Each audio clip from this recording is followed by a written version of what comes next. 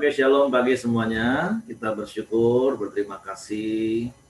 Hari yang baru lagi Tuhan jadikan bagi kita. Kita boleh menikmati tidur sepanjang malam. Saya percaya tidur kita nyenyak.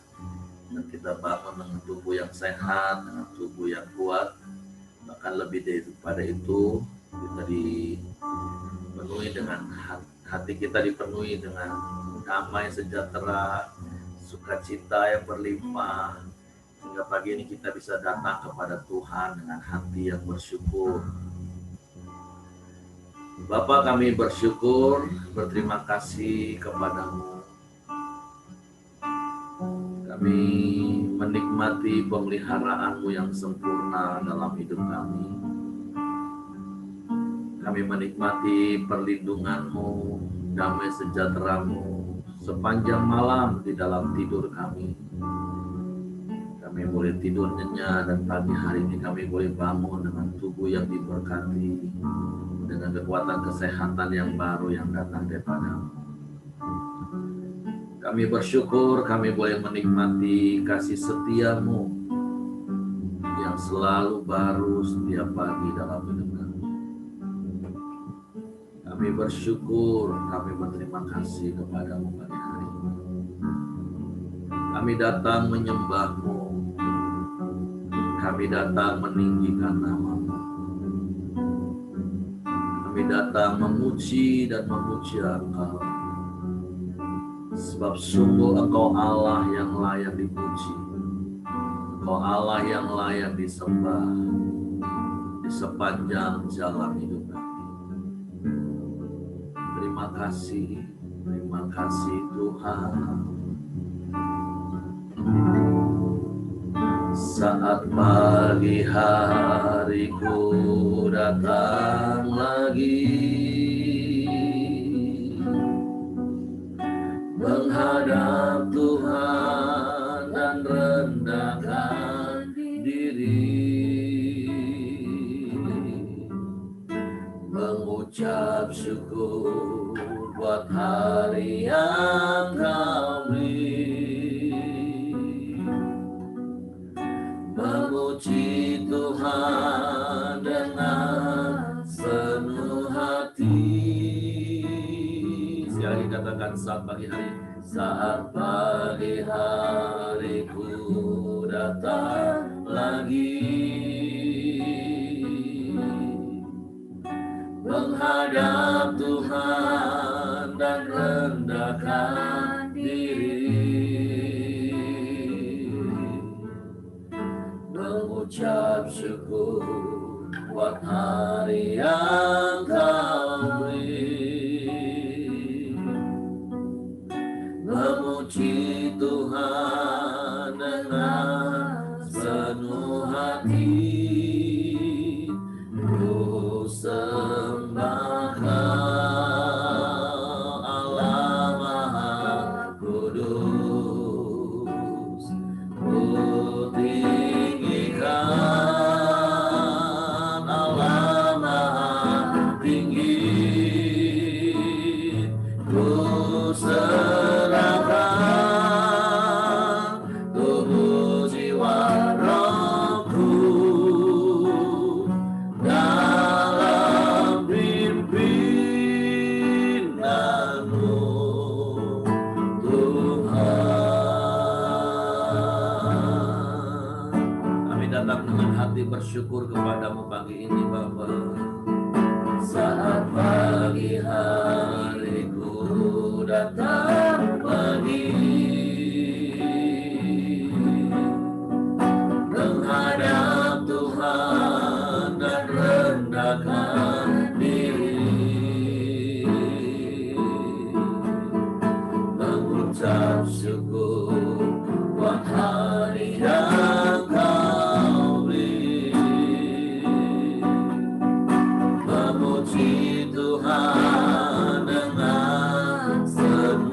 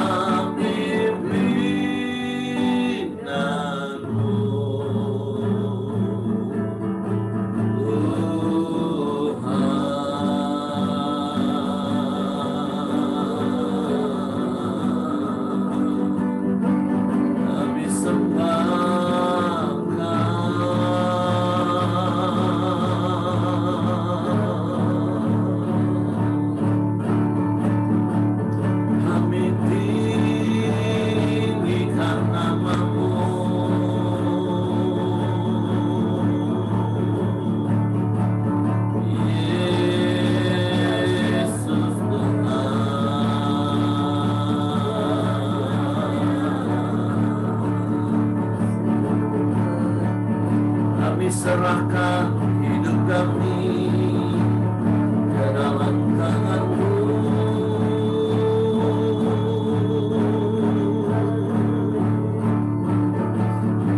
Sebab aman di dalam-Mu.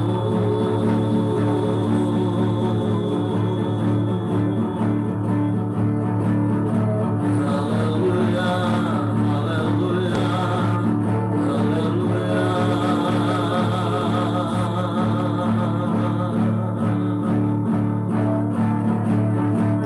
Kami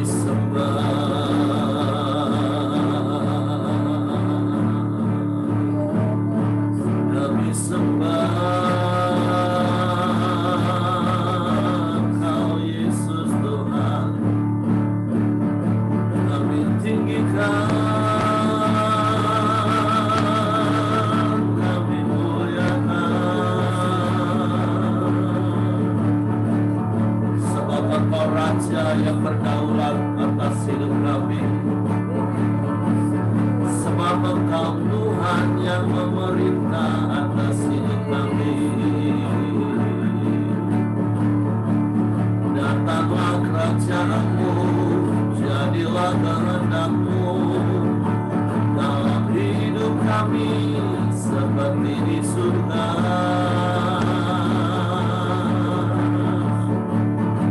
Sehingga kami hidup dalam kebenaran, kami dipenuhi dengan damai sejahtera dan sukacita berlimpah. Bahkan kami terus mengalami kuasa-Mu yang tidak terbatas dalam hidup ini. Haleluya,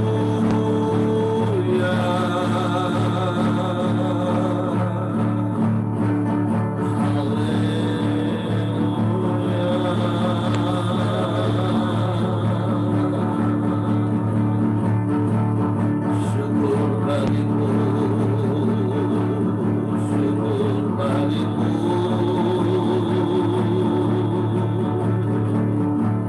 Terima kasih, terima kasih, terima kasih. Sebab Engkau baik Tuhan.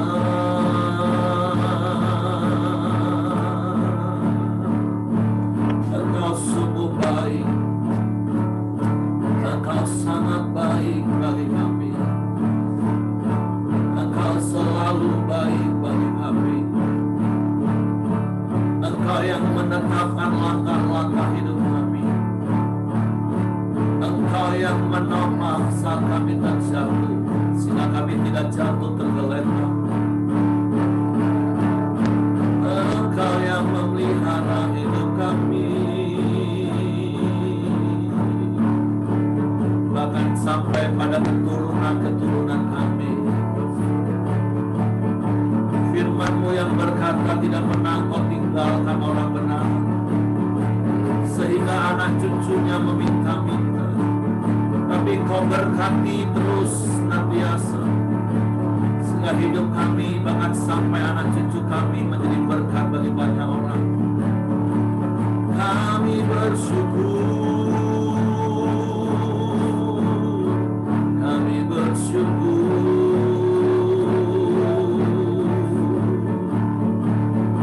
Terima kasih.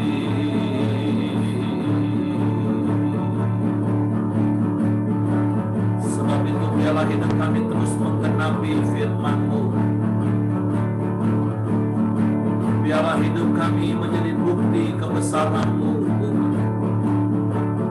Sebab kami percaya Engkau ada selalu bersama dengan kami. Haleluya, haleluya.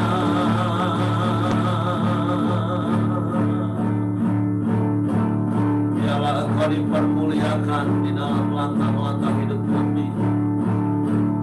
Engkau ditinggikan atas setiap perbuatan kami. Dan Engkau menarik semua orang datang kepadamu melalui hidup kami. Haleluya, haleluya, haleluya.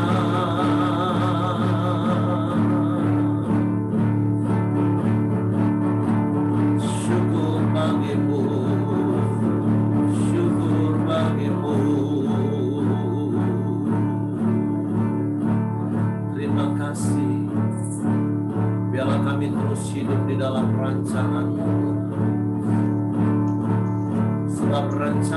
sempurna bagi kami.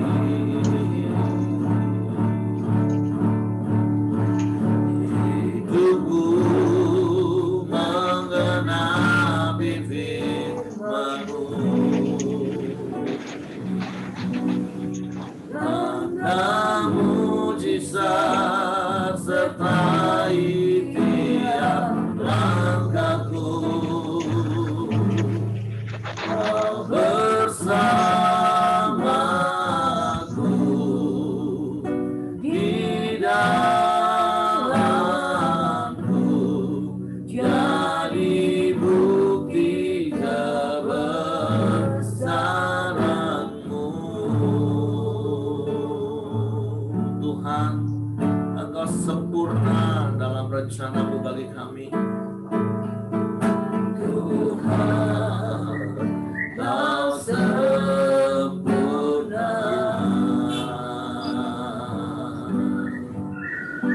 dalam rencana-Mu dan karya-Mu.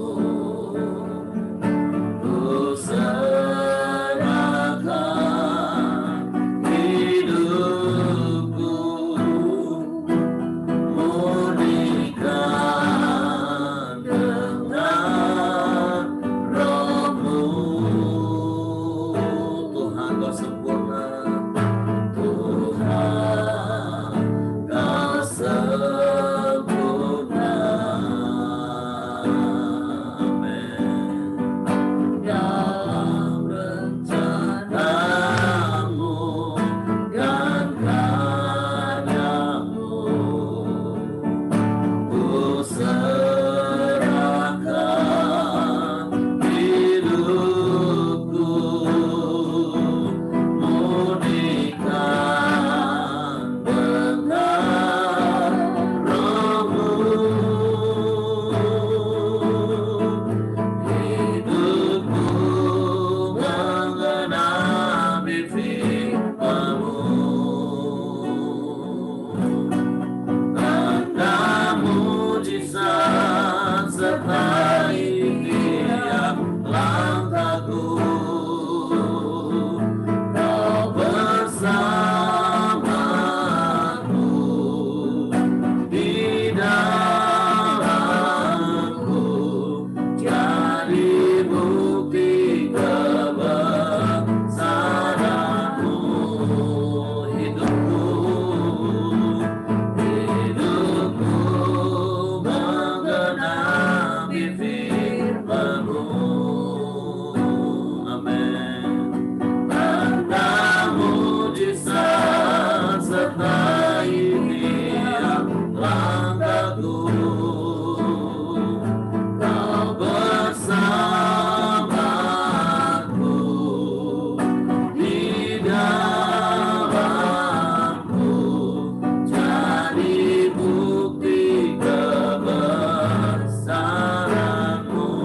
Kau bersamaku, Kau bersamaku, ya, di dalamku, jadi bukti kebesaran-Mu. Kau bersamaku, Kau bersamaku, amin. Di dalamku, jadi bukti kebesaran-Mu.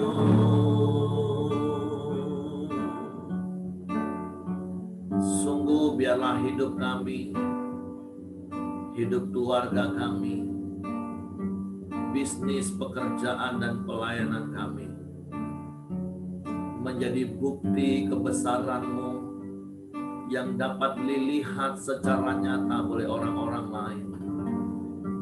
Mereka melihat ada damai, sejahtera, dan sukacita dalam hidup kami. Mereka melihat ada kebenaran yang kami lakukan dalam hidup kami. Bahkan mereka melihat kuasa-Mu nyata di dalam hidup kami. Karena kami hidup menggenapi firman-Mu. karena kami hidup bertekun di dalam firman-Mu. Karena kami percaya Engkau setia. Engkau tidak pernah ingkar janji. Engkau selalu menggenapi semua janji-janji. Suatu Bapa, kami bersyukur, kami berterima kasih kepada-Mu pagi hari ini. Kami boleh ada sebagaimana kami ada hari ini. Semua karena anugerah-Mu. Semua karena kemurahan-Mu. Dan biarlah kami terus hidup di dalam rancangan-rancangan-Mu. Karena rancangan-Mu ajaib bagi kami. Rancangan-Mu sempurna bagi kami. Biarlah hati kami terus limpah dengan ucapan syukur. Karena kami memandang keajaiban-keajaiban-Mu. Biarlah mata kami tidak dialihkan kepada perkara-perkara duniawi yang justru seringkali membuat kami hidup di dalam kekhawatiran dan ketakutan. Tapi biarlah mata kami tertuju dan memandang kepada-Mu, kepada keajaiban firman-Mu. Sehingga semakin hari iman kami semakin teguh dan semakin kuat. Dan kami tidak tergoyahkan oleh apapun, bahkan oleh kesukaran dan kesusahan sekalipun. Karena kami percaya Engkau selalu ada bersama dengan kami. Engkau ada di dalam kami dan kami di dalam Engkau. Dan bersama-Mu kami melakukan perkara yang besar. Bapa, kami bersyukur, kami berterima kasih pagi hari ini. Sebentar kembali kami mau buka hati kami untuk firman-Mu. Biarlah firman-Mu menjadi benih yang tertanam di hati kami yang subur. Sehingga firman-Mu itu bertumbuh dan berbuah menjadi gaya hidup kami, Tuhan. Biarlah kami terus memiliki tanah hati yang lembut, tanah hati yang gembur. Hati kami lemah lembut dan rendah hati. Roh Kudus, tolong kami untuk mengerti firman-Mu, untuk kami memahami firman-Mu, sehingga kami mempercayai firman-Mu dan kami melakukan firman-Mu. Kami sambut firman-Mu di dalam nama Yesus Tuhan kami. Haleluya, haleluya, haleluya. Amin. Silakan Pak Aceh.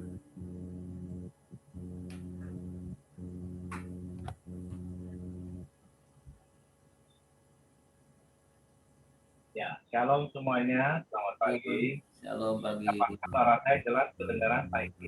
Jelas, Pak. Jelas ya. Oke. Ya, mudah-mudahan saya tidak menyampaikan kesulitan dalam keadaan mimpi ya.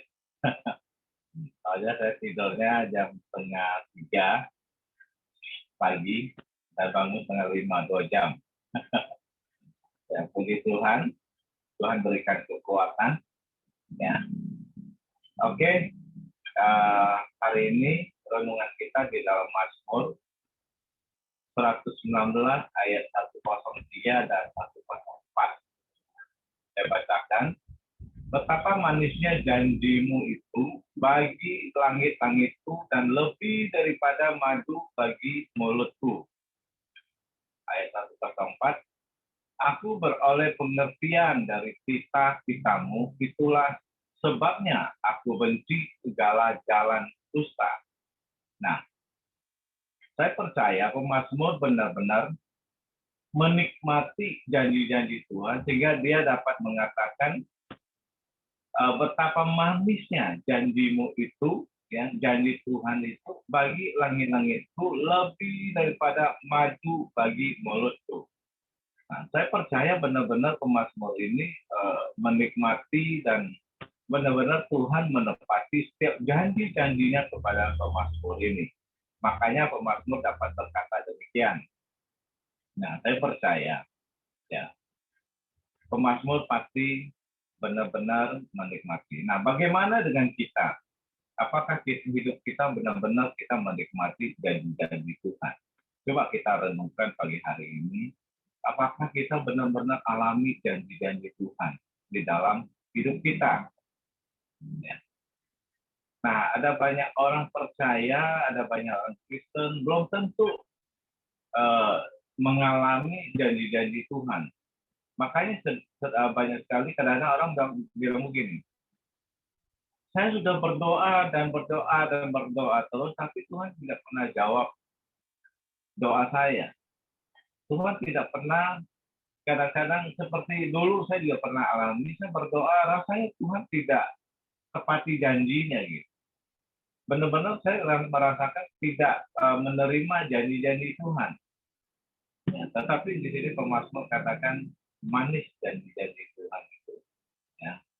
Dan dia benar-benar menikmatinya.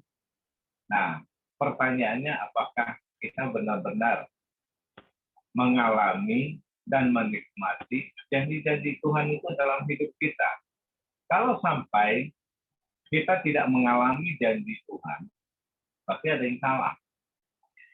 Kalau sampai kita tidak mengalami dan menikmati janji Tuhan, tapi ada yang salah dengan kehidupan kita. Ya. Nah, pagi hari ini saya mau kasih contoh kisah dalam Alkitab yaitu Abraham. Ya. Abraham itu Tuhan sampai 4 kali datang pada dia untuk membuat perjanjian-perjanjian baru. Kenapa demikian? Ya, karena Abraham itu jatuh ke dalam dosa. Abraham sendiri yang membuat janji Tuhan itu tidak terjadi dalam hidupnya, ya. Makanya Tuhan sampai 4 kali Tuhan datang. Nah, seperti kita juga demikian. Kalau kita sampai mengalami janji Tuhan itu tidak terjadi dalam hidup kita, berarti kita sendiri yang membatalkan janji-janji Tuhan itu kepada kita. Padahal janji Tuhan itu Tuhan tidak pernah mengingkari. Tuhan selalu pegang pada janjinya. Yang sering membuat janji Tuhan itu tidak terjadi dalam hidup kita adalah karena kesalahan-kesalahan kita yang membuat janji Tuhan itu gagal. Ya, untuk kita dapatkan. Nah, saya kasih contoh Abraham. Ya, sebenarnya ada 4 kali Tuhan datang kepada Abraham dan membaharui perjanjiannya, ya, yaitu di dalam Kejadian 17 ayat yang pertama. Ya. Tuhan datang kepada Abraham. Waktu Abraham berumur 86 tahun, ya. Waktu itu kan Tuhan yang ada janji bahwa Tuhan akan memberikan keturunan.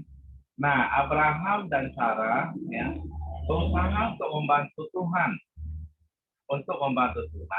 supaya benar-benar keturunan yang Tuhan janjikan itu terjadi, ya. Karena mereka merasa bahwa mereka sudah tua, tidak mungkin lagi, apalagi Sarah tidak mungkin lagi untuk melahirkan seorang anak, tidak mungkin memberikan keturunan. Ya, akhirnya mereka berusaha untuk membantu Tuhan, ya, tanda kutip membantu Tuhan supaya ada keturunan, supaya janji Tuhan itu benar-benar digenapi.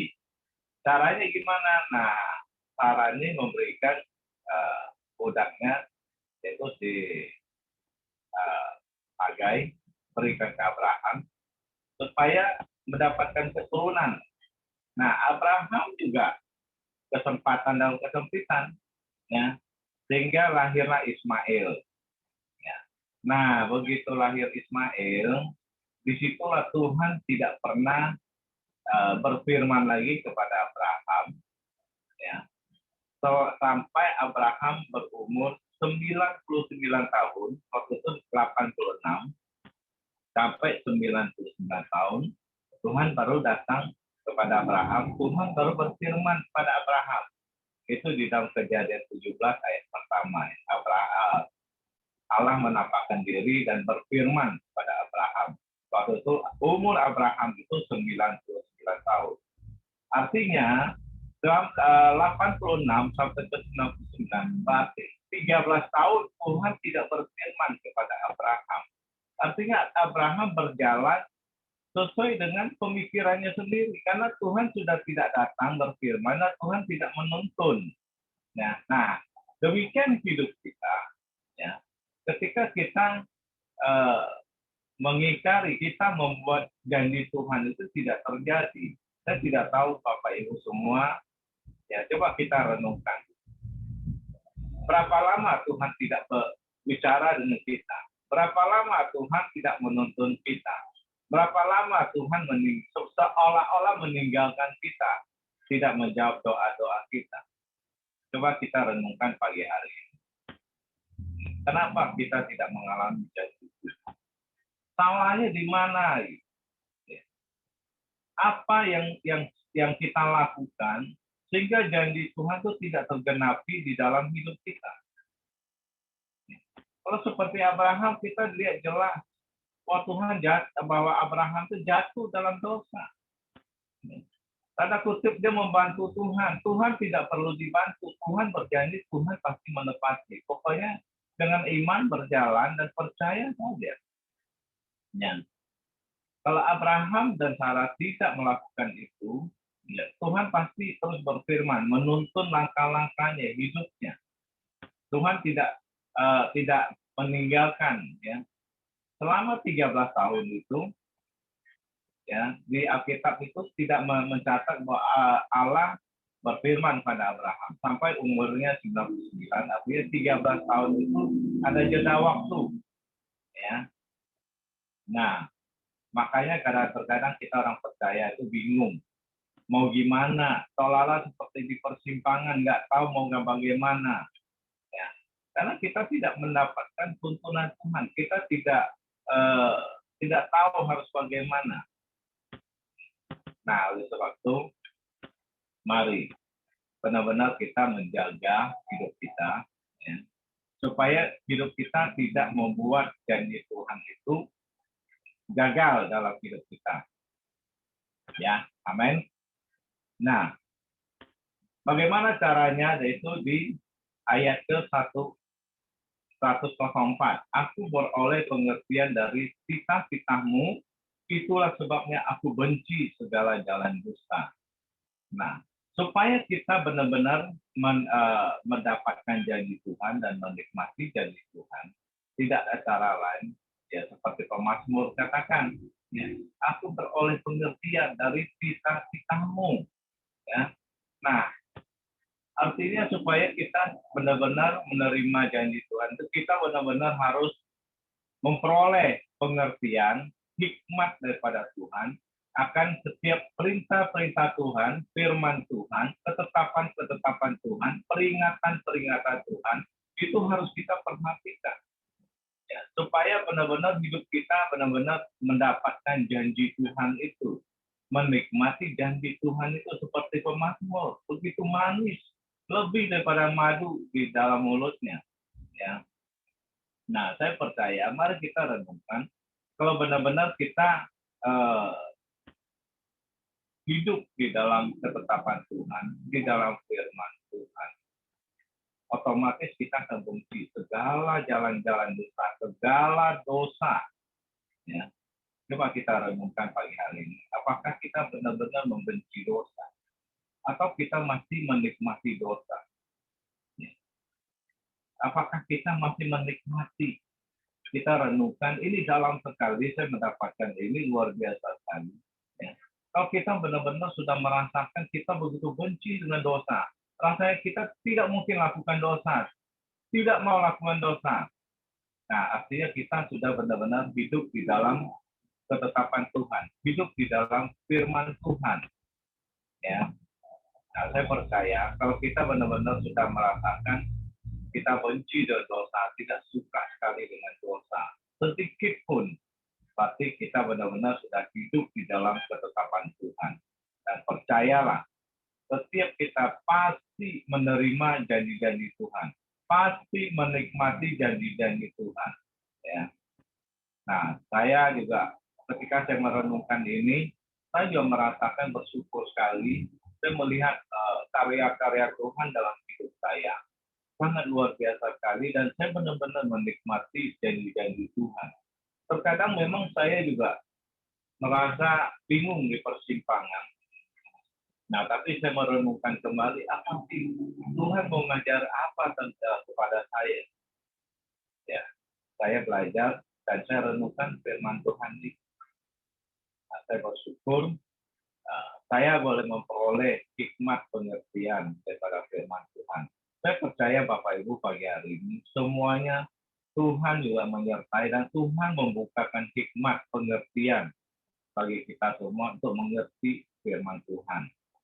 Ya, saya percaya renungan pagi hari ini menguatkan setiap kita semua, dan saya percaya ketika kita benar-benar mempraktekkan firman Tuhan yang kita renungkan pagi hari ini, kita akan menerima janji-janji Tuhan itu.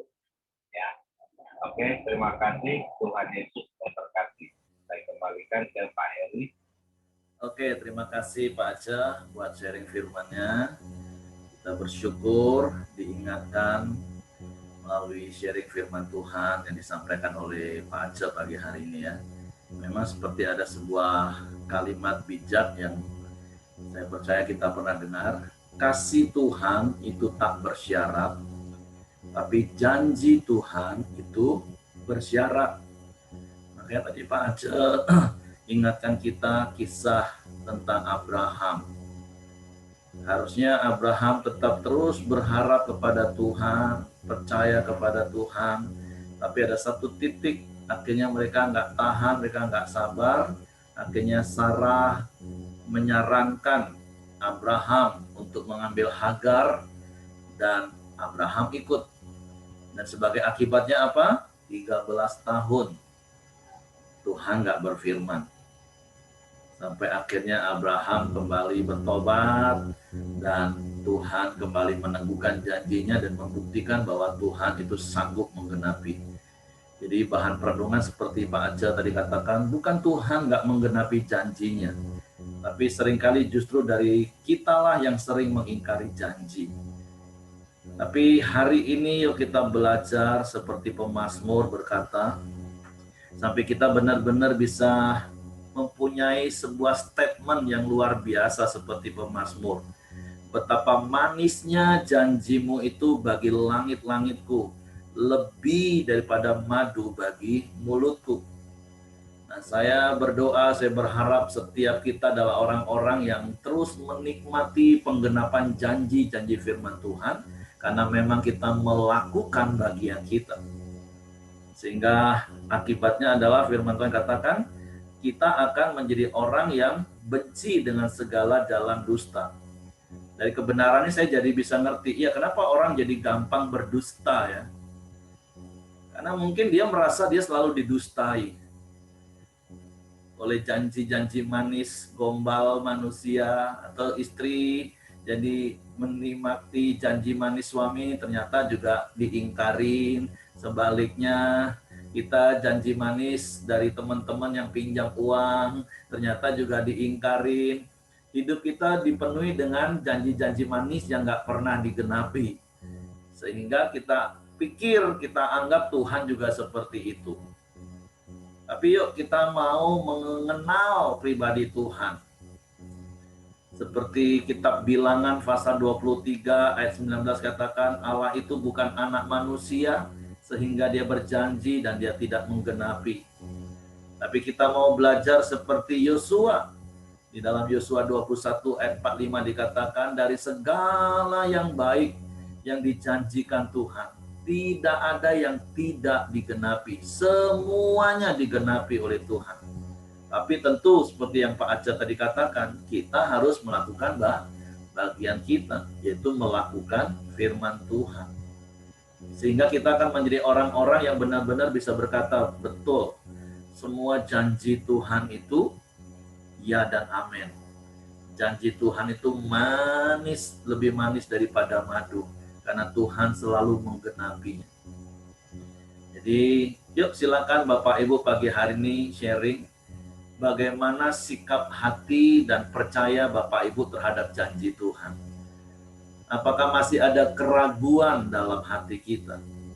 Apakah iya Tuhan menggenapi janji-janjinya? Mana janjinya? Apakah kita masih menjadi orang yang suka mempertanyakan kesetiaan Tuhan? Bukankah beberapa hari yang lalu, minggu lalu kita sudah belajar bahwa kesetiaan Tuhan itu dari turunan kepada keturunan. Dan dia Tuhan yang setia. Dia pasti menggenapi. Tapi seperti yang Pak Aceh tadi sampaikan, yuk renungkan, coba koreksi diri kita. Jangan-jangan karena kita, dan kemungkinan besar memang karena kita. Kenapa Tuhan nggak ngomong dengan kita? Kenapa Tuhan nggak memberikan arahan kepada kita? Karena ketika Tuhan memberikan janji dan arahannya, nah aku akan berkati engkau kalau gini, nah kita yang nggak mau ikutin arahan Tuhan.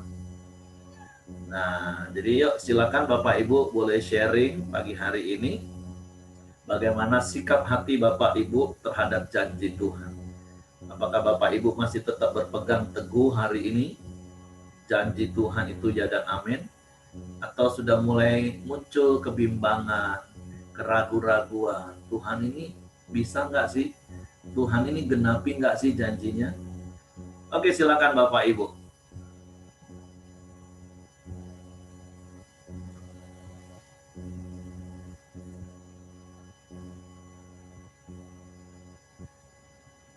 Makanya jangan pernah nyanyi lagu ini lagi Bapak Ibu ya. Kau yang berjanji, kau yang mengingkari. Nah, itulah kayaknya yang terekam di sini kan. Tapi nyanyi lagunya, ku percaya janjimu ajaib.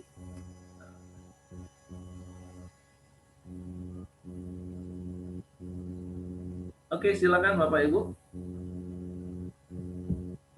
Silakan, sedang merenung semua. Ya, pagi semuanya. Ya, silakan Mas Santo. Ya. Ya, luar biasa kalau kita melihat pemazmur ini. Dia mengalami janji Tuhan dan manis ya. Dan seperti Pak Heru ngomong, janji Tuhan itu bersyarat, ya kan? Kalau di dalam Alkitab ada 30.000 lebih janji Tuhan. Tapi ada syarat yang harus kita lakukan untuk mengalami janji Tuhan itu. Nah, saya senang sekali dengan Nabi Habakuk ya, yang seperti yang sering kita baca dalam Habakuk 3 ayat 17. Nah, Habakuk berkata begini, sekalipun pohon ara tidak berbunga, pohon anggur tidak berbuah, hasil pohon zaitun mengecewakan, sekalipun ladang-ladang tidak menghasilkan bahan makanan, kambing domba terhalau dari kurungan, dan tidak ada lembu sapi dalam kandang. Nah, ayat 18 ini, apakah kita juga bisa punya sikap ya sama seperti Nabi Habakuk ini? Yaitu, namun aku bersorak-sorak di dalam Tuhan, beria-ria di dalam Allah yang menyelamatkan aku. Nah, di sini sikap hati ya, bicara sikap hati. Apakah kita nih dihargai pekerjaan kita? Apakah kita hidup kita tidak tergantung dari apa kata orang lain, tetapi kita mau tetap menyembah kepada Allah yang hidup. Banyak orang kan bisa mengutuk kadang ketika dia dalam tekanan, ketika dia dalam kesusahan, ya, kadang dia sikap hatinya tidak benar. Nah, kita mau belajar dari sikap pemazmur ini. Banyak sekali dari ayat-ayat Mazmur 119 ini itu dapat kita contohin, teladanin. Dan menurut saya pemazmur ini juga tidak mengalami sesuatu yang enak saja. Ya, dia pun tertindas ya, tertindas itu baik bagiku. Artinya dia pun ada di dalam kumpulan pencemooh sebelumnya. Kita dalam pendusta. Kemungkinan itu gambaran kita juga gitu loh. Seperti kita dulu, sebelum kita mengenal Tuhan, kita mungkin ya seperti itu.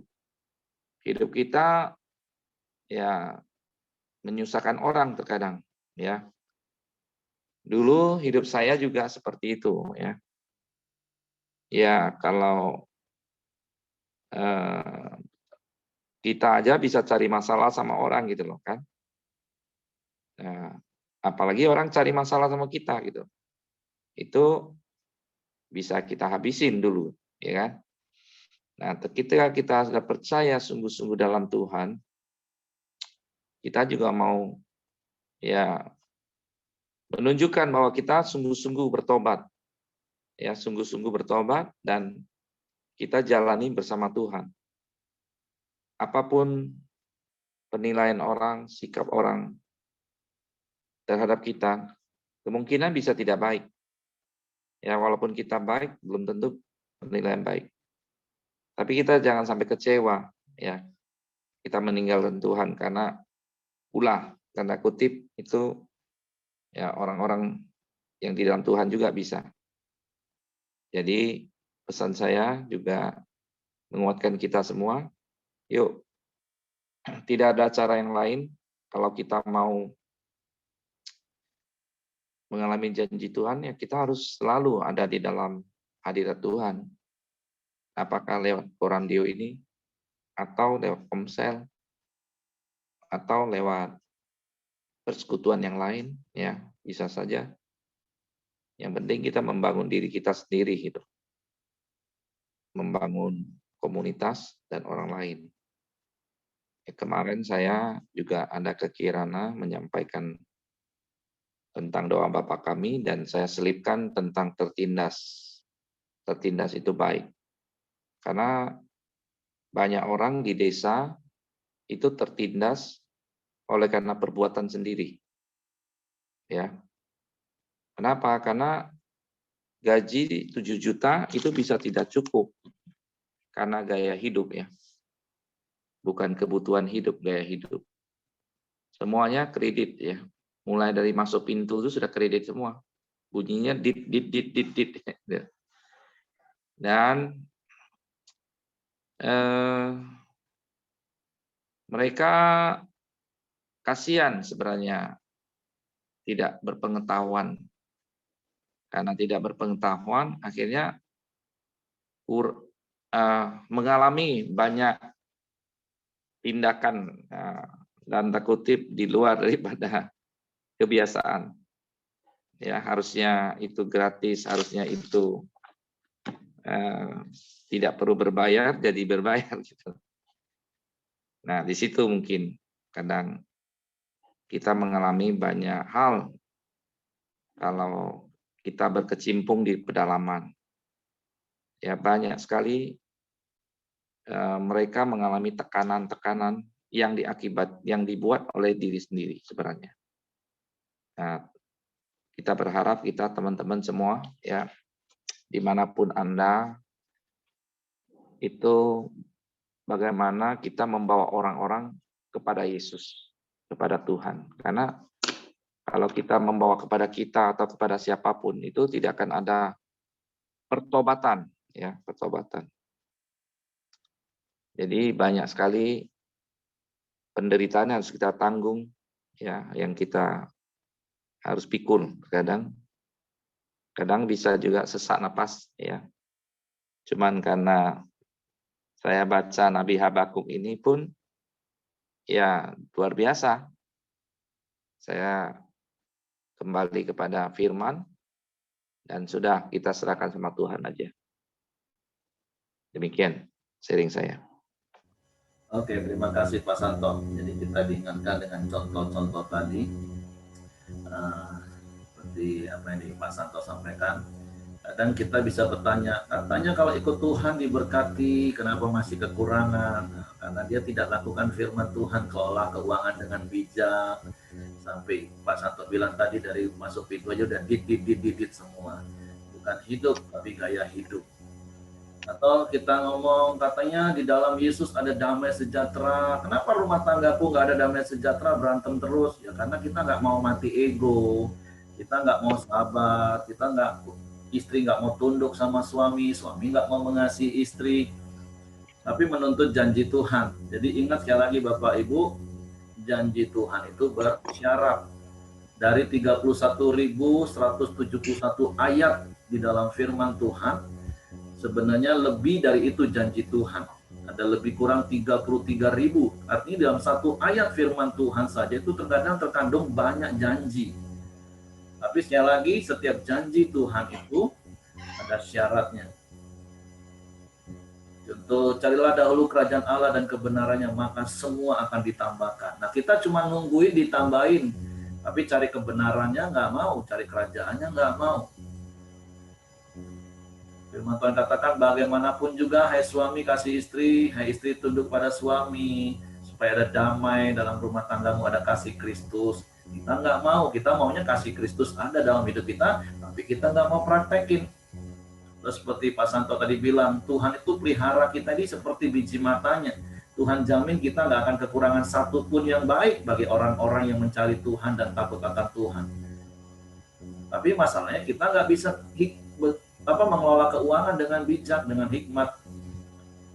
Kita Tuhan suruh berilah kembalikan persepuluhan milik Tuhan dan uji aku, kata firman Tuhan. Nah, kita enggak. Kita mau diberkatinya, tapi taatnya nggak mau kita. Nah, itulah kenapa sekali lagi ada begitu banyak kita merasa akhirnya kok Tuhan nggak genapi janjinya. Jadi ingat seperti apa yang Pak Aceh cerita di awal tadi. Kisah Abraham itu sebuah inspirasi bagi kita. Bagian kita harusnya adalah melakukan bagian kita, dan Tuhan pasti akan melakukan bagian Tuhan. Oke, silakan Bapak Ibu yang lain kalau mau menambahkan. Bagaimana menurut Bapak Ibu? Apakah janji Tuhan itu ya dan amin bagi Bapak Ibu? Atau sampai hari ini masih bertanya-tanya, mana janji Tuhan?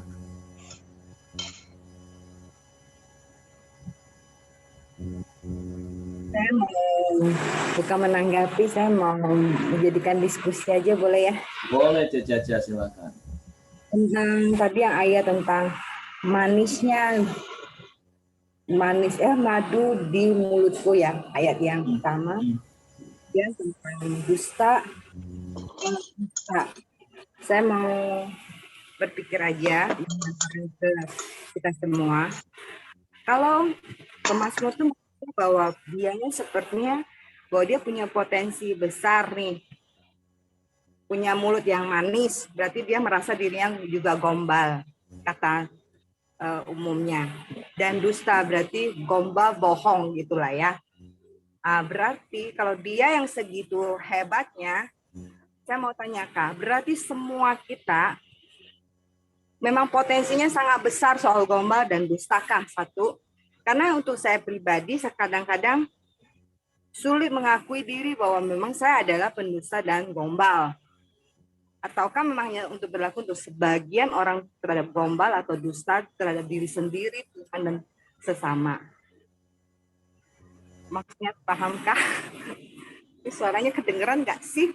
Dengar. Jadi terhadap dosa, terhadap hal-hal yang gombal terhadap diri, apakah kita memang semuanya memang berlaku sebagian, karena kelemahan mungkin masing-masing beda. Tapi dalam persoalan ini kah terhadap manis mulut, terhadap dusta, berlaku untuk semua kita gitu loh. Oke. Jadi seperti yang di awal tadi sempat saya katakan, mengapa orang bisa berdusta, bahkan menjadikan gaya hidupnya suka berdusta, gombal. Karena dia tidak merasakan bahwa orang yang berjanji kepada dia itu menggenapi satu. Dia merasa sering didustai, makanya dia juga mendustai. Nah, makanya pemazmur tadi sampaikan dengan jelas, ketika pemazmur bisa melihat dan mengecap bahwa semua janji Tuhan itu manis, artinya Tuhan itu menggenapi janjinya, maka sebagai akibatnya dia menjauhi bahkan benci dengan segala jalan dusta. Nah, tapi seperti yang saya katakan tadi, orang yang suka berdusta itu kemungkinan besar menurut saya itu karena dia juga sering merasa didustai. Nah, pertanyaannya adalah sederhana, saya balikin lagi. Bagi kita percaya nggak bahwa Tuhan itu nggak pernah berdusta dengan kita? Ketika kita bisa memandang Tuhan seperti pemazmur, bahwa Tuhan itu nggak pernah berdusta, atau seperti kitab Bilangan tadi saya katakan, atau seperti pengakuan Yosua, maka kita akan menjadi orang yang nggak akan pernah berdusta, karena kita tahu Tuhan nggak pernah berdusta kepada kita. Nah, tapi kalau kita nggak bisa jaga hati kita, kita merasa didustai oleh orang dengan janji manis orang, terus kita nggak memandang kepada Tuhan, bahkan kita bisa menganggap Tuhan pun sama seperti orang. Padahal Bilangan 23 ayat 19 tadi udah jelas katakan, Allah itu bukan anak manusia yang berjanji dan mengingkari. Nah, pemazmur mengerti hal itu, bahwa janji Tuhan itu ya dan amin. Dia gambarkan seperti madu, bahkan lebih manis daripada madu di mulutku. Dan akibatnya apa? Pemazmur nggak suka dengan jalan dusta, dia benci dengan jalan dusta. Karena hal yang dia terima itu adalah janji Tuhan itu pasti digenapi. Artinya dia mempunyai komitmen, kalau gitu aku juga harus berjanji dan aku harus menggenapi. Nah, jadi sederhana kenapa orang suka berdusta. Jangan-jangan dia merasa dia sering didustai. Dan fatal kalau sampai dia berpikir Tuhan juga berdusta sama dia. Makanya dia anggap, Tuhan aja berdusta, masa aku nggak boleh berdusta? Nah, tapi kalau orang mengerti bahwa janji Tuhan itu pasti digenapi dan Tuhan nggak berdusta, maka dia akan punya sikap hati yang sama. Oh, kalau gitu aku juga janji nggak boleh berdusta, aku janji harus genapi. Karena Tuhan mengajar aku seperti itu. Nah, seperti itu. Oke, silakan yang lain boleh tanggapin.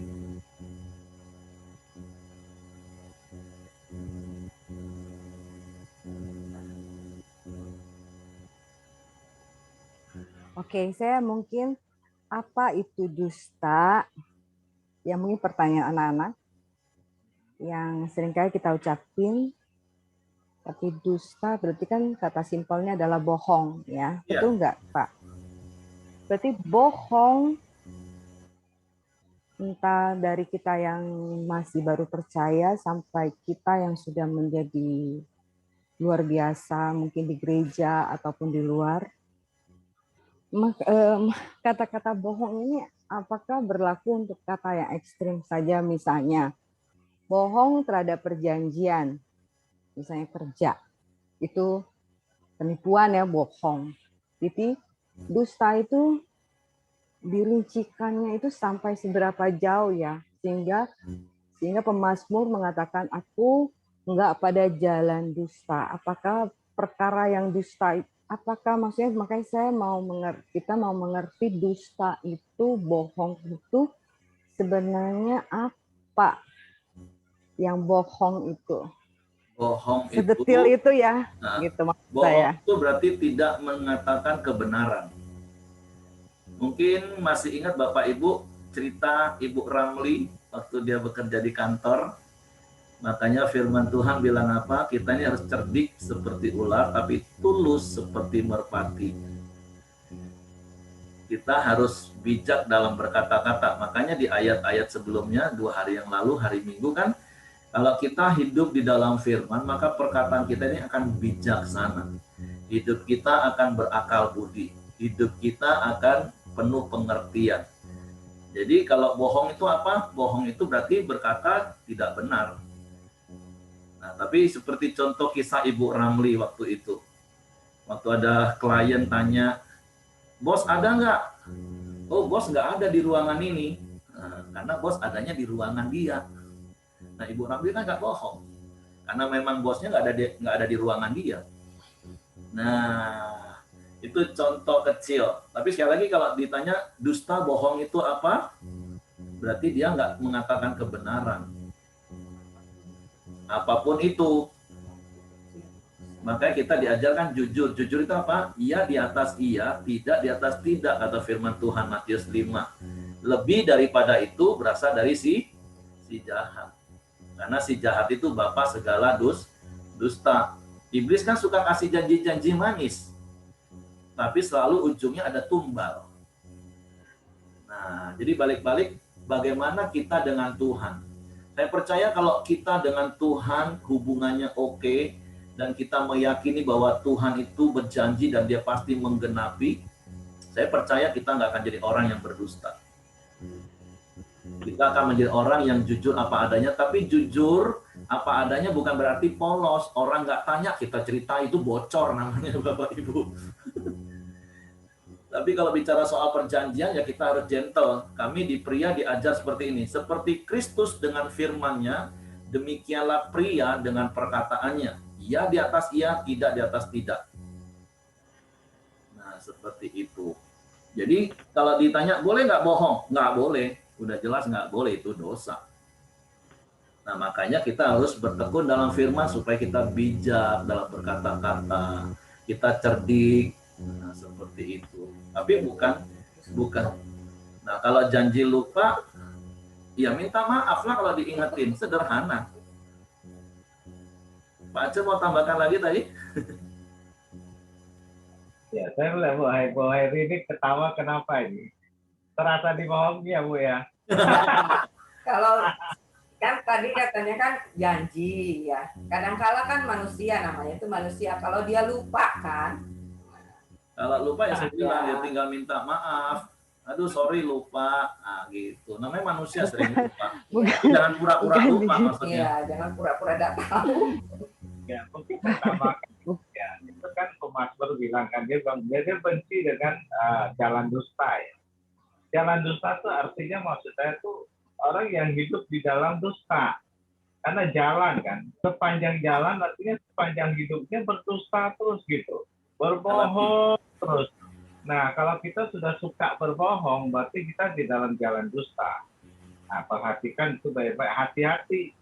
Makanya kalau bohong sekali, 2 kali, kalau cepat sadar, cepat bertobat. Jangan hidup di dalam jalan-jalan dusta itu. Nah, itu yang kita mesti perhatikan ya. Kalau kita udah mulai bohong, hati-hati. Ya, jangan sampai masuk di dalam jalan dusta itu.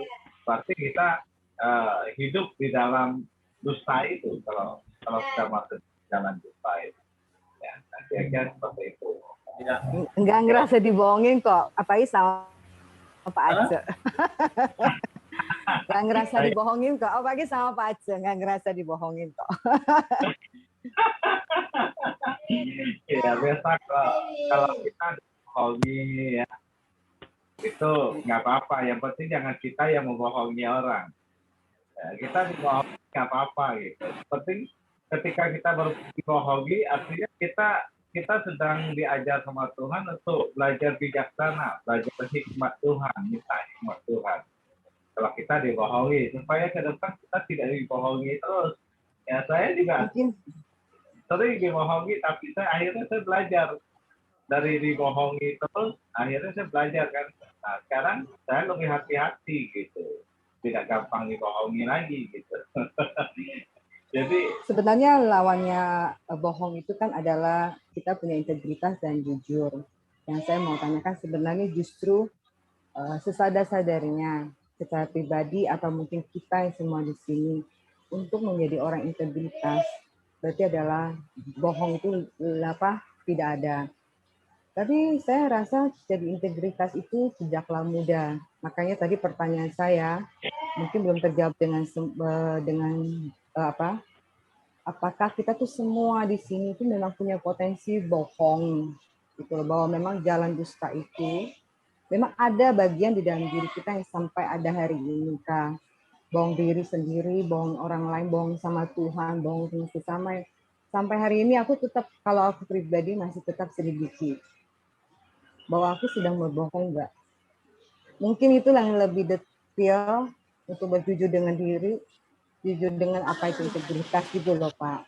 Maksud saya apakah ini ke diri sendiri dan ke semua kita yang semua, mungkin maksud saya tadi saya lemparkan pertanyaan itu Pak, kira-kira apakah ada potensi untuk setiap kita berbohong? Nah kalau bicara potensi itu berarti kan dari dalam kita. Tapi kalau adakah stimulus dari luar yang membuat kita membuat pilihan dan keputusan antara bohong atau tidak, nah itu dua hal yang berbeda. Kalau dengan stimulus yang membuat kita harus memilih antara bohong atau tidak, setiap hari kita diperhadapkan dengan hal seperti itu. Setiap hari. Nah, tapi kalau ada potensi atau tidak, itu tergantung apa yang tersimpan dalam hati kita. Contoh kan di dalam dunianya ada nilai yang ngomong gini, kalau zaman sekarang bisnis jujur, mana untung. Nah, kalau itu yang tersimpan dalam hati kita, dan itu yang jadi gaya hidup kita, itu yang akan keluar. Jadi respon otomatis. Ketika ada stimulus di sekitar kita, membuat kita membuat pilihan mau bohong atau tidak, otomatis kita akan bohong. Potensinya besar. Kenapa? Tapi kalau firman Tuhan yang kita taruh dalam hidup kita, bohong itu dosa, Bapak kita itu Bapak yang janji setia dan bukan pendusta, kita nggak akan jadi pembohong. Nah, seperti itu menurut saya. Jadi antara potensi dan stimulus itu tergantung hati kita lagi. Hati kita diisi dengan nilai dunia atau oleh nilai kerajaan. Kalau nilai kerajaan Matius 5 jelas, katakan iya di atas iya, tidak di atas tidak. Selesai, titik. Itu yang harus jadi gaya hidup kita. Tapi kalau ada stimulus yang setiap hari membuat kita antara mau bohong atau tidak, oh banyak sekali. Banyak sekali. Setiap saat kita diperhadapkan pilihan mau bohong atau tidak. Nah, makanya bicara tentang integritas itu kan selaras antara perkataan dan perbuatan. Ada orang, nggak ada orang, ya itulah integritas kita sama. Seperti itu. Tergantung hati kita diisi dengan apa nih sekarang. Kalau hati kita diisi dengan nilai-nilai dunia yang seperti saya katakan tadi, contoh kan, itu jadi hal yang umum yang saya dengar loh. Aduh Pak, zaman sekarang kalau bisnis mau jujur, mana bisa untung. Terus dia menghakimi lagi, mana ada orang bisnis jujur sekarang Pak. Nah, itu yang tertanam di hati. Kan saya pernah kasih contoh gini, untung besar dosa enggak? Enggak. Mau untung berapa ratus % juga enggak dosa. Yang dosa itu bohong. Seperti saya pernah bilang, kalau kita jual pisang goreng, tetangga kita jual 1.000, kita mau jual 50.000 pisang goreng juga nggak apa-apa, nggak dosa. Nah, risikonya paling ya orang nggak beli tempat kita. Atau kita jual 5.000, tapi dengan topping yang lebih wah, ya nggak salah juga. Jadi untung besar nggak salah Bapak Ibu ya. Orang dagang pasti harus cari untung. Kalau nggak mau cari untung, buka yayasan sosial. Nah, tapi bukan dengan cara menipu untuk cari untung. Nah, itu yang nggak boleh. Dan kita nggak boleh polos-polos juga. Modal berapa kita ngomong. Tapi juga jangan bohong. Modal 10, ngomong modalnya 20. Nah, itu bohong. Itu nggak boleh. Tapi kan kita nggak perlu. Oh, nggak kedengaran airnya. Tapi suara saya bisa didengar nggak ya? Nah, jadi saya katakan tadi, jujur itu bukan polos. Ya kita nggak perlu dong kasih tahu modal kita berapa. Dan itu hak kita sebagai pengusaha. Seperti itu Bapak Ibu. Jadi mau untungnya marginnya berapa persen kan tiap barang berbeda-beda marginnya memang. Untuk air aqua di pinggir jalan cuma 500. Di hotel bintang 5 sudah jadi 10.000. Itu kan orang juga sudah normal biasa.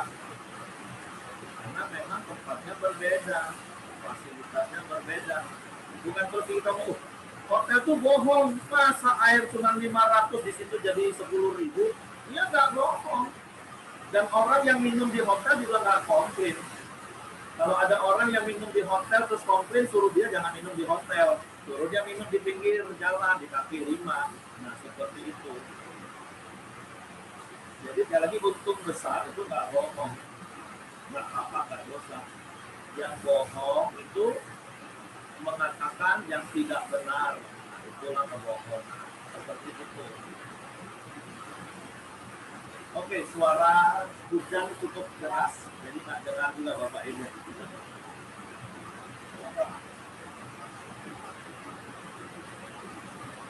Oke, silakan. Kalau memang tidak. Cilieng mau ngomong? Ya, saya kan buka toko jualan nih. Jadi seringkali orang belanja sama saya, dia selalu minta dinaikin harganya gitu. Jadi gimana itu?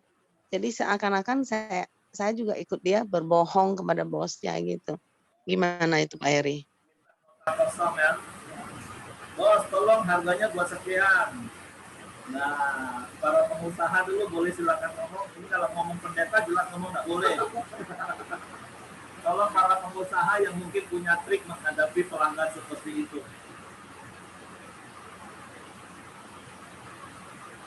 Ayo, Bapak Ibu yang pengusaha.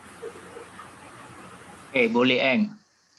Jadi kita lihat dulu kapasitas dia, itu company atau apa perusahaannya, seperti contoh nih di pemerintah kepada kami ya.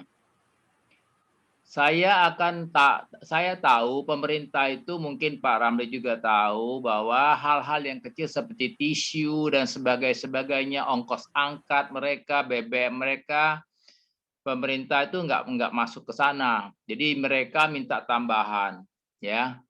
Tapi saya punya cara, saya bilang, kan kami ini kan PKP kena pajak. Kalau menambah gitu, Ibu harus bayar pajak. Jadi Ibu menambah itu karena misalnya untuk beli tisu, ongkos kebersihan, dan sebagainya, itu kan mereka tidak bisa notanya kecil-kecil. Jadi harus ditanggung oleh mereka. Tidak mungkin seorang pegawai menanggung ke situ. Jadi mereka mengatakan, Pak, ditambah. Oke, ditambah.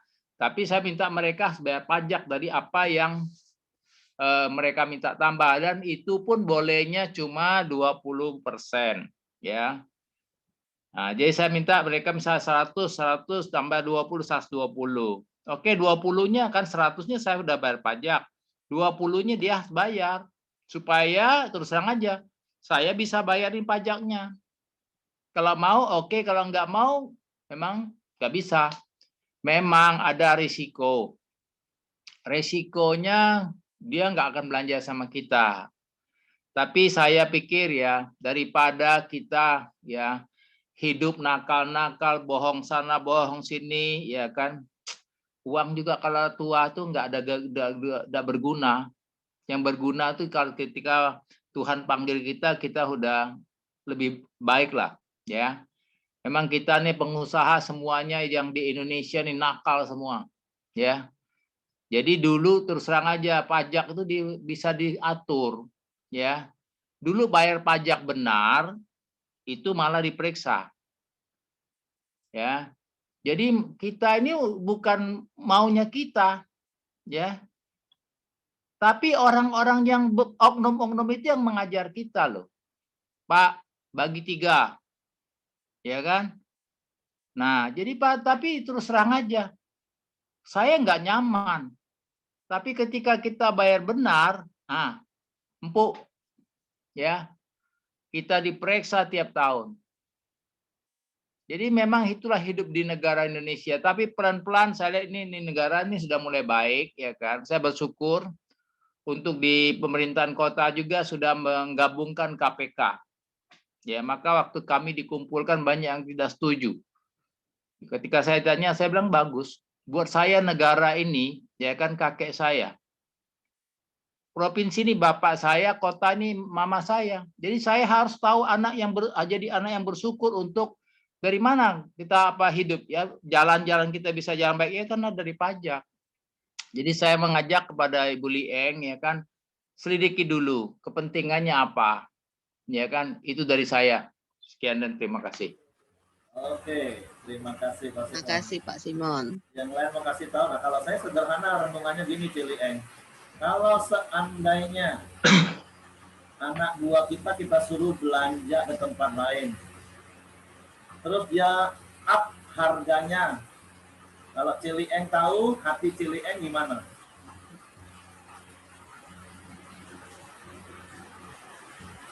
Halo? Pasti nggak setuju. Nah, itu dia. Apa yang engkau mau orang perbuat kepadamu, perbuatlah demikian. Kita nggak boleh egois. Bos, anak buah itu kan juga punya bos yang nggak boleh ditipu. Kita juga bos nggak mau ditipu. Nah, kasih tahu anak buah itu, oh, ngasih makan anak itu dengan jujur.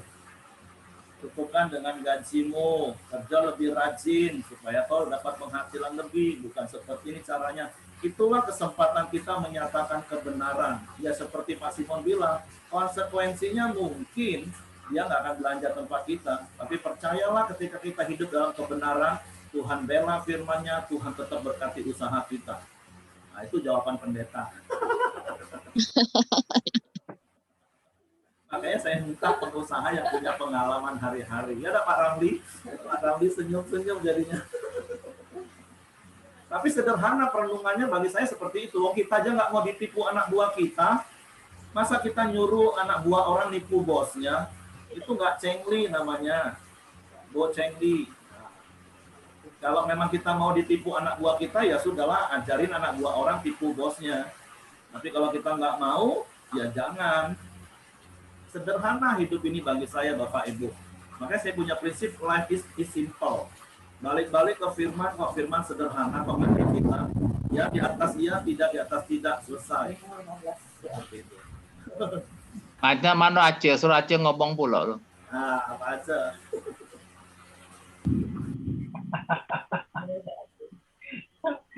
Ini pendeta dan pengusaha ini soalnya. Yang namanya orang dagang itu kalau menurut saya tuh nggak usah takut sih.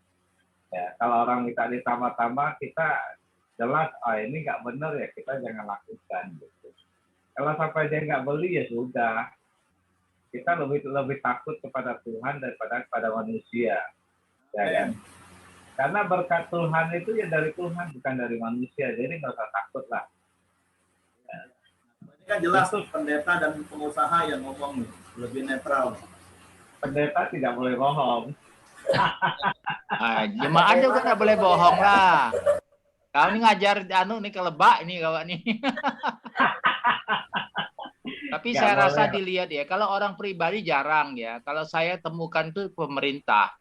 Kalau itu perusahaan-perusahaan istilahnya swasta tuh nggak pernah.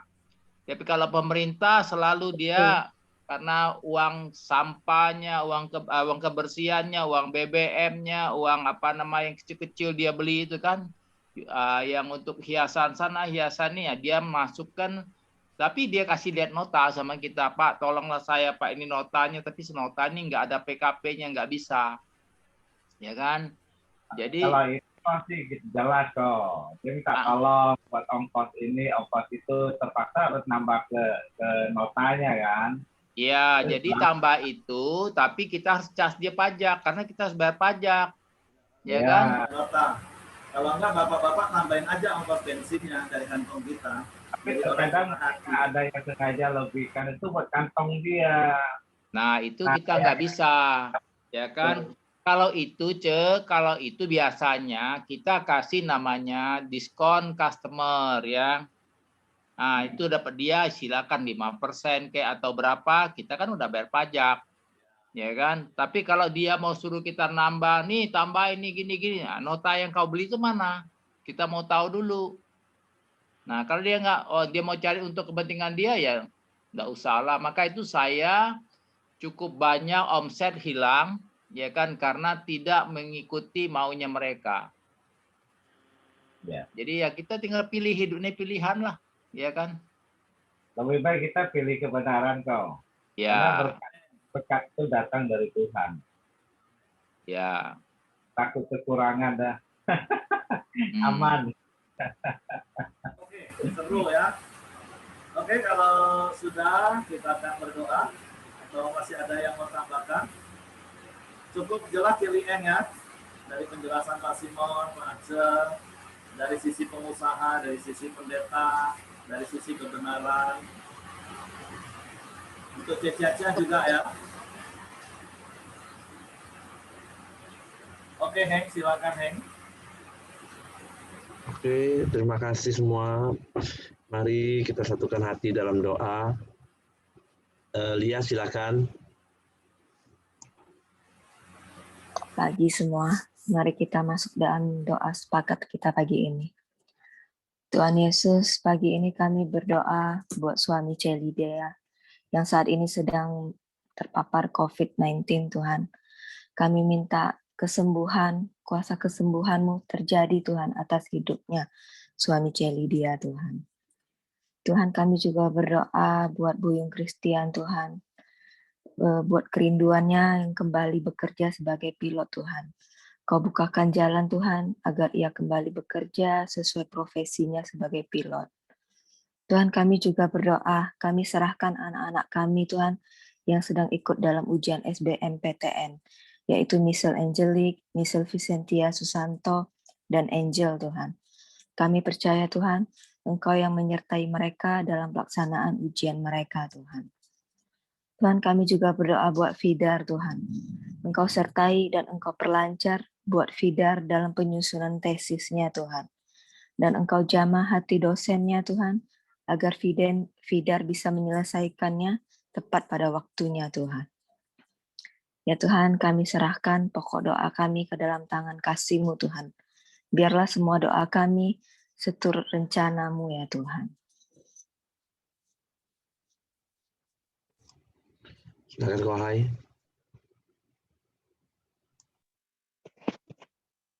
Bapa, kami mengucap syukur untuk kasih karunia-Mu pada kami sampai pagi ini, Tuhan. Tuhan, kami memenaikkan doa, ucapan kami kepada bangsa kami. Biarlah Tuhan yang menuntun bangsa kami, supaya bangsa ini penuh dengan sinar kemuliaan-Mu, Tuhan. Tuhan, bangsa ini saat ini lagi mengalami banyak musibah dan mengalami COVID-19, Tuhan. Biarlah Engkau selalu menuntun bangsa ini, Tuhan, supaya menjadi bangsa yang boleh sembuh atas semua permasalahan bangsa ini, Tuhan. Tuhan, kami berdoa untuk bangsa ini dari Sabang sampai Merauke, Tuhan. Biarlah Engkau yang selalu menuntun bangsa ini dengan sinar kemuliaan-Mu, Tuhan, supaya bangsa ini boleh menjadi bangsa yang kuat dan bangsa yang maju, supaya bangsa ini boleh menjadi contoh buat bangsa-bangsa yang lain, Tuhan. Tuhan, bangsa ini biarlah Engkau yang memegang penuh sinar kemuliaan-Mu yang selalu ada untuk bangsa ini, Tuhan, untuk menghadapi COVID-19 dan bencana alam yang ada di bangsa ini, Tuhan. Engkau yang pulihkan, Engkau yang menyempurnakan semua ini, Tuhan. Biarlah kami boleh melihat campur tangan-Mu yang ada di dalam bangsa ini, Tuhan. Supaya anak-anak-Mu boleh melihat sinar kemuliaan-Mu selalu terpancar untuk bangsa Indonesia ini, Tuhan. Tuhan, kami juga berdoa untuk Bapak Jokowi dan Maruf Amin sebagai pemimpin kami, bangsa Indonesia ini, Tuhan.